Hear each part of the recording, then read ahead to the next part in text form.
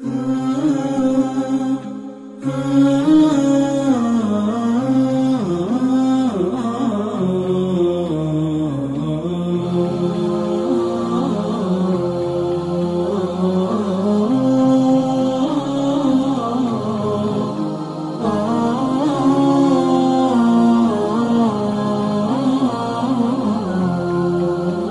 dengarkan ceramahnya, menarik sekali.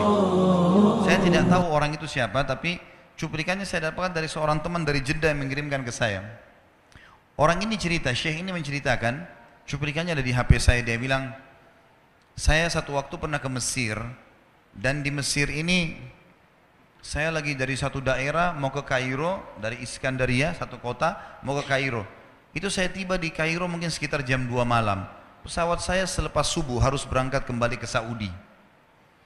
Dia bilang, saya telepon pengurus masjid, saya mungkin mau mampir di masjid yang saya ceramah kemarin di Kairo itu. Saya mau tinggal di sana mungkin 2 jam, 3 jam istirahat. Nanti habis itu baru kemudian saya berangkat ke Saudi habis subuh. Dia bilang, saya masuk ke masjid, tiba jam 2 malam, turun dari mobil, saya lihat masjid, lampunya nyala semua nih. Kemudian setelah saya masuk masjid, saya temukan ada orang di mihrab, imam, lagi sujud, nangis-nangis. Luar biasa, tangisannya itu kalau orang dengar membuat orang yang dengar pun mau menangis. Jadi saking luar biasa dia merengeknya sama Allah dalam sujudnya. Kata Syekh ini, saya pun sambil berdoa sama Allah, ya Allah kabulkan permintaannya orang ini. Walaupun saya belum tahu apa yang diminta gitu. Dia bilang selesai dia sholat, saya dekati dia, saya bilang, Masya Allah, doa apa ini? Luar biasa ini. Doa yang diikuti dengan tangisan di sepertiga malam menjelang subuh. Allah turun ke langit bumi, dikabulkan nih. Dia bilang, demi Allah Syekh. Karena Syekh ini orang Arab biasanya panggil, bisa orang pintar, bisa orang kaya, bisa orang tua. Jadi kalau antum dipanggil Syekh, jangan bangga dulu ya. Karena banyak maknanya itu. Ya. Jadi dipanggil Syekh. Dia tidak tahu, biasa juga di Saudi begitu ya. Kalau ada orang kita tidak kenal dipanggil Syekh, Syekh, sini Syekh. Walaupun antum bukan Syekh sebenarnya gitu. Ya. Maka dia bilang, demi Allah Syekh. Dia tidak tahu kalau ini orang memang ulama gitu. Istri saya sekarang lagi dirawat di rumah sakit. Dan saya harus bayar 14.500 jenih atau ponnya Mesir. Saya harus bayar rumah sakit. Kalau enggak istri saya enggak bisa dioperasi. Ini sudah parah sekali. Kata Syekhnya, jadi gara-gara itu kau sujud sama Allah. Dia bilang, iya, lanjutkan nangis sama Allah. Allah tidak akan menyia-nyiakan orang yang ikhlas minta padanya. Lanjutkan, nikmati sujudmu. Pasti Allah akan berikan jalan keluar. Dia bilang, iya baik. Orang itu dia bilang kembali lagi ke mihrab, nangis lagi. Sholat sujud sama Allah, ya Allah. Dan dalam doanya begitu. Ya Allah, istri saya mau dibayar besok rumah sakitnya. Jumlahnya sekian, saya tidak pegang uang 1 jenih pun. Ini 14.500 jenih. Banyak sekali. Maka dia bilang, orang ini bilang, baiklah kalau begitu. Syekhnya ini bilang, saya mau tidur dulu. Saya istirahat 1 jam, menjelang azan subuh dia bilang, ada marbot masjid datang bangunin saya. Sudah azan, saya sholat qobliyah, sholat sunatul fajr. Waktu iqamah, pengurus masjid tahu kalau dia ini ulama, dipanggil, dia bilang, Syekh tolong jadi imam.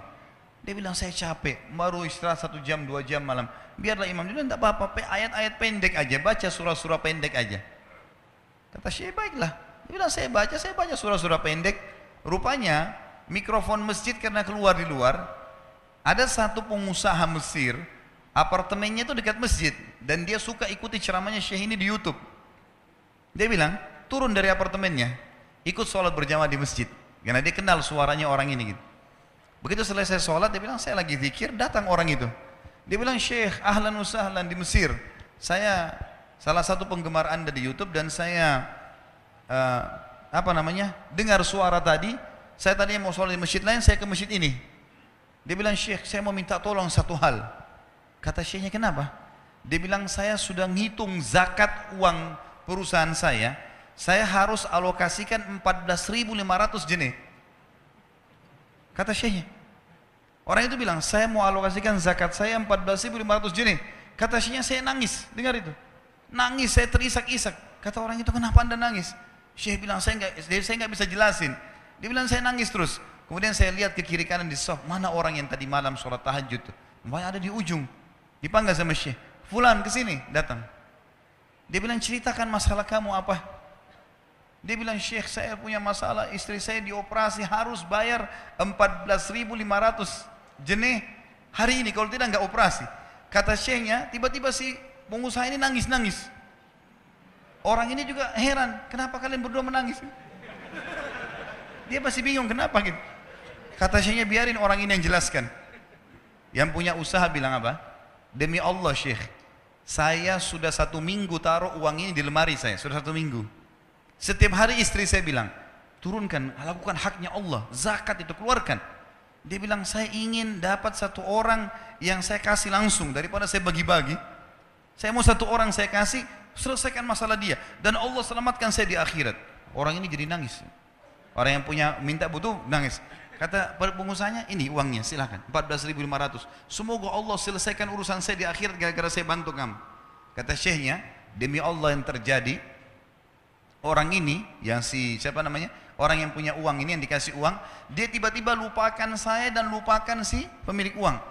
Dia langsung angkat kepalanya ke langit sambil menangis mengatakan, ya Allah, aku mencintaimu.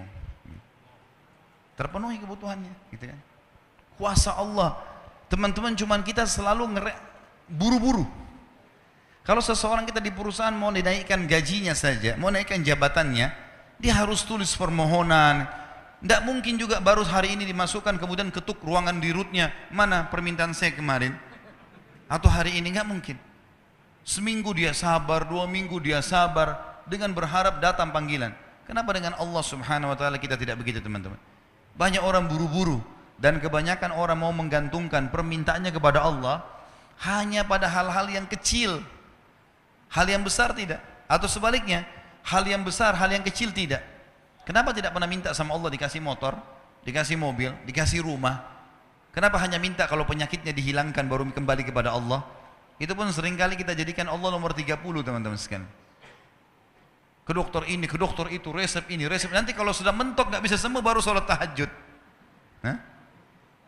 Salah. Islam mengajarkan kita apa? Sebelum makan berdoa, sebelum tidur berdoa, sebelum aktivitas berdoa, sebelum ke dokter doa dulu supaya Allah jadikan kesembuhan. Karena dokter resepnya cuma semoga lekas sembuh. Tidak ada pasti sembuh. Makanya teman-teman sekalian, kembali kepada Allah adalah jalan yang paling luar biasa gitu. Coba merengek kepada Allah SWT. Allah pasti tidak akan pernah memungkiri janji-janjinya.